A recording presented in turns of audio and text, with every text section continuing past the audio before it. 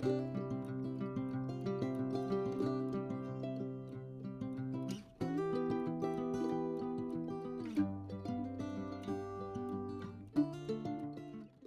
peeps, welcome to the Crafty Witch UK. My name is Arietta and today is the final section of my reading of A Christmas Carol by Charles Dickens. As you will hopefully know, I've been reading this throughout the month of December whilst also completing my Holly King / Green Man painting from Spell Queen. Details for that will always be down in the description should you wish to look into that more or get your own. So, without further ado, let's continue with Stave 5, the end of it. Yes, and the bedpost was his own. The bed was his own. The room was his own. Best and happiest of all, the time before him was his own, to make amends in. I will live in the past, the present, and the future, Scrooge repeated as he scrambled out of the bed. The spirits of all three shall strive within me. O Jacob Marley, heaven and the Christmas time be praised for this. I say it on my knees, O Jacob, on my knees. He was so fluttered and so glowing in his good intentions that his broken voice would scarcely answer to his call. He had been sobbing violently in his conflict with the spirit, and his face was wet with tears. They are not torn down, cried Scrooge, folding one of his bed curtains in his arms. They are not torn down, rings and all. They are here. I am here. The shadows of the things that would have been may be dispelled. They will be. I know they will. His hands were busy with his garments all this time, turning them inside out, putting them on upside down, tearing them, mislaying them, making them parties to every kind of extravagance. I don't know what to do, cried Scrooge, laughing and crying in the same breath, and making a perfect lacoon of himself with his stockings. I am as light as a feather. I am as happy as an angel. I am as merry as a schoolboy. I am as giddy as a drunken man. A Merry Christmas to everybody. A Happy New Year to all the world. Hello there, whoop, hello. He had frisked into the sitting room and was now standing there, perfectly winded. There's the saucepan with that gruel was in, said Scrooge, starting off again and going round the fireplace. There's the door by which the ghost of Jacob Marley entered. There's the corner where the ghost of Christmas present sat. There's the window where I saw the wandering spirits. It's all right. It's all true. It happened. Ha, ha, ha. Really, for a man who had been out of practice for so many years, it was a splendid laugh, a most illustrious laugh. The father of a long, long line of brilliant laughs. I don't know what day of the month it is, said Scrooge. I don't know how long I have been among the spirits. I don't know anything. I am quite a baby. Never mind. I don't care. I'd rather be a baby. Hello, whoop, hello here.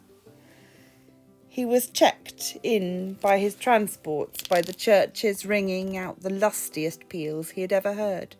Clash, clash, hammer, ding, dong, bell, bell, dong, ding, hammer, clang and clash. Oh, glorious, glorious bells. Running to the window, he opened it and put out his head.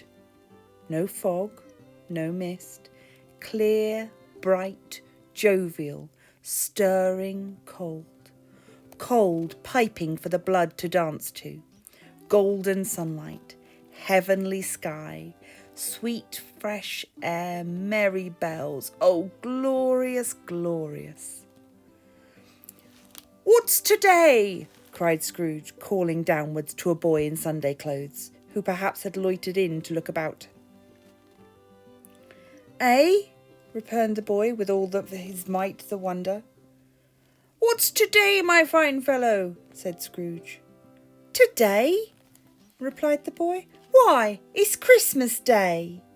It's Christmas Day, said Scrooge. I haven't missed it. The spirits have done it all in one night. They can do anything they like.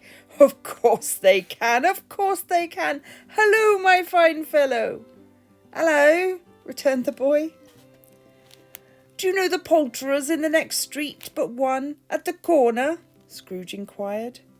I should hope I did, replied the lad. An intelligent boy, said Scrooge. A remarkable boy. Do you know whether they've sold the prize turkey that was hanging up there? Not the little prize turkey, the big one.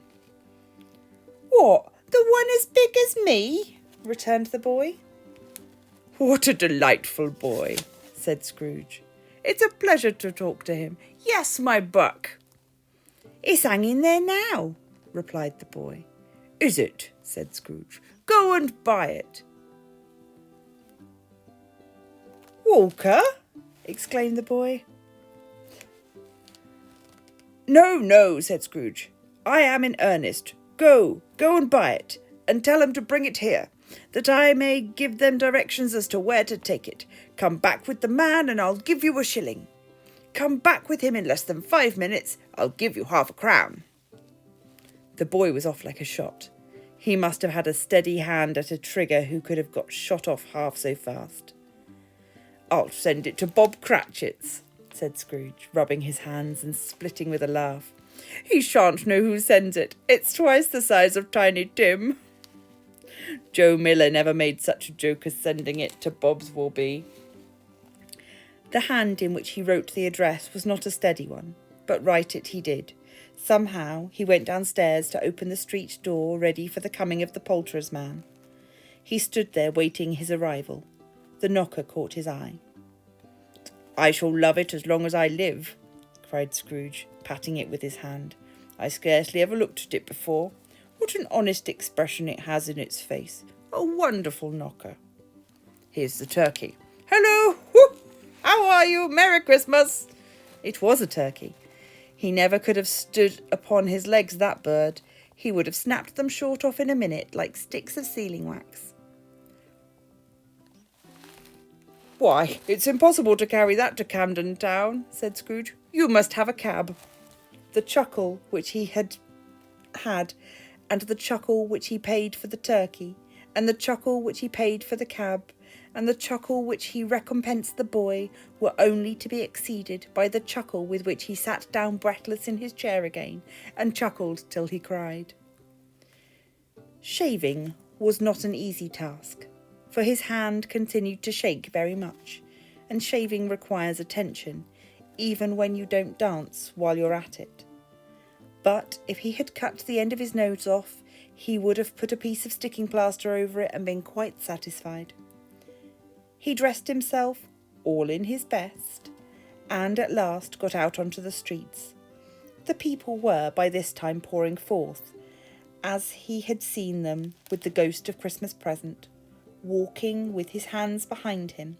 Scrooge regarded everyone with a delighted smile.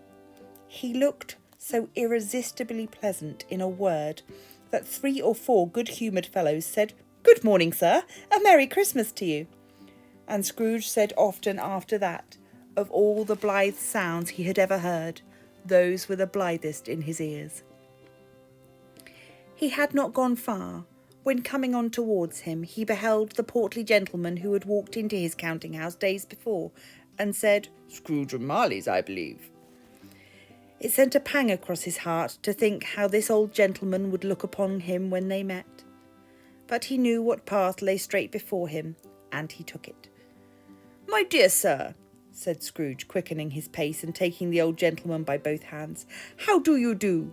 I hope you succeeded yesterday. It was very kind of you. A Merry Christmas to you, sir. Mr. Scrooge? Yes, said Scrooge. That's my name. I fear I may not have been pleasant to you. Allow me to ask your pardon. And will you have the goodness... Here Scrooge whispered in his ear. Lord bless me, cried the gentleman, as if his breath were gone. My dear Scrooge, are you serious? If you please, said Scrooge. Not a farthing less. A great many back payments are included in it, I assure you. Will you do me that favour? My dear sir, said the other, shaking his hand with him. I don't know what to say. Such money Don't say anything, please, retorted Scrooge. Come and see me. Will you come and see me? I will, cried the old gentleman, and it was clear he meant to do it. Thank ye, said Scrooge. I am much obliged to you. Thank you 50 times. Bless you. He went to church. He walked about the streets. He watched the people hurrying to and fro, and patted the children on the head, and questioned beggars, and looked down into kitchens of houses and up to the windows, and found that everything could yield him pleasure. He had never dreamed that any walk, that anything, could give him so much happiness. In the afternoon, he turned his steps towards his nephew's house. He passed the door a dozen times before he had the courage to go up and knock, but he made a dash and did it. Is your master home, my dear? Said Scrooge to the little girl. Nice girl, very. Yes, sir. Where is he, my love? He's in the dining room along with the mistress. I'll show you upstairs, if you please. Thank you. He knows me, said Scrooge, with his hand already on the dining room lock. I'll go in here, my dear. He turned it gently and sidled his face in round the door while they were looking at the table, which was spread out in great array. For these young housekeepers are always nervous on such points and like to see that everything is right. Fred, said Scrooge. Dear heart alive, how his niece by marriage startled. Scrooge had forgotten for the moment about her sitting in the corner at the footstool, and he wouldn't have done it on any account. Why, bless my soul, cried Fred. Who's that? It is I, your Uncle Scrooge. I have come to dinner. Will you let me in, Fred? Let him in? It's a mercy he didn't shake his arm off. He was home in 5 minutes. Nothing could be heartier. His niece looked just the same. So did Topper when he came. So did the plump sister when she came. So did everyone when they came. Wonderful party, wonderful games, wonderful unanimity, wonderful happiness. But he was early at the office the next morning. Oh, he was early there. If he could be there first and catch Bob Cratchit coming in late, that was the thing he had his heart set upon. And he did it. Yes, he did. The clock struck 9. No Bob. 1:15. No Bob. He was a full 18 minutes and a half behind his time. Scrooge sat with his door wide open that he might see him come into the tank. His hat was off before he opened the door, his comforter too.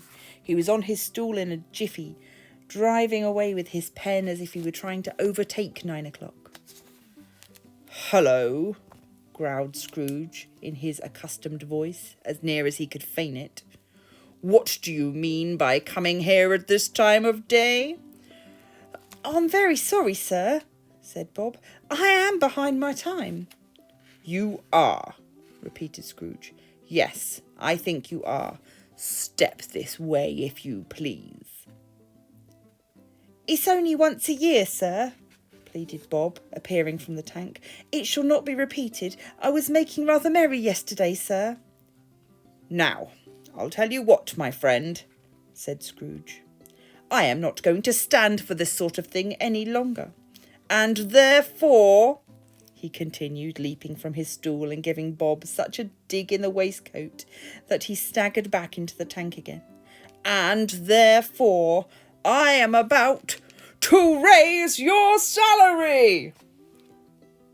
Bob trembled and got a little nearer to the ruler. He had a momentary idea of knocking Scrooge down with it, holding him and calling to the people at the court to come and help in a strait waistcoat.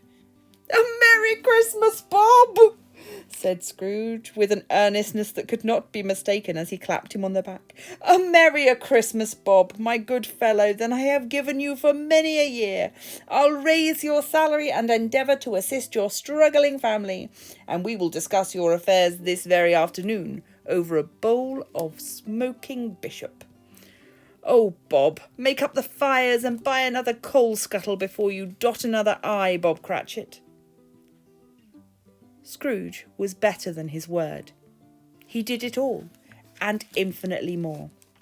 And to Tiny Tim, who did not die, he was a second father. He became a good friend, as good a master and as good a man as the good old city knew, or any other good old city, town or borough in the good old world. Some people laughed to see the alteration in him, but he let them laugh. And little heeded them, for he was wise enough to know that nothing ever happened on this globe for good at which some people did not have their fill of laughter in the outset. And knowing that such as these would be blind anyway, he thought it quite well that they should wrinkle up their eyes in grins as have the malady in less attractive forms. His own heart laughed, and that was quite enough for him. He had no further intercourse with spirits, but lived upon the total abstinence principle ever afterwards, and it was always said of him that he knew how to keep Christmas well, if any man alive possessed the knowledge. May that be truly said of us and all of us, and so, as Tiny Tim observed, God bless us, every one. And so, this brings us to the end of my December Wordy WIP, the completion of A Christmas Carol by Charles Dickens. I would like to thank every one of you for listening along. It's been an absolute joy to read this to you and has really made working on this canvas a lot of fun as I completed these WIP videos for you. I have really enjoyed this, as I say, and I would love to do more reading of books for you in the future. If you'd like to hear more from me, do let me know down in the comments, and I would be open to any and all suggestions of books that you would like me to read. Unfortunately, I do believe that because of copyright laws, they do have to be books that are already in public domain, but that still leaves an awful lot of books that we could read together. So that is all from me. This will be my last video of 2022, and I am very much looking forward to all the exciting things that are ahead in 2023. For myself, I will be doing weekly live videos on a Wednesday at 8 throughout next year. I'm taking part in 2 events in January, both diamond painting related. One which is DP Big Butts 23, which is a body positivity themed event, and also a Jeremiah Kettner art event celebrating his artwork, which is really cute, pastel, kawaii, very different from what I've been working on recently. So yeah, that's a little bit of what you've got to look forward to next year. I cannot wait for a new year, new projects, and hopefully lots of new members of the Crafty Coven. So until then, stay crafty.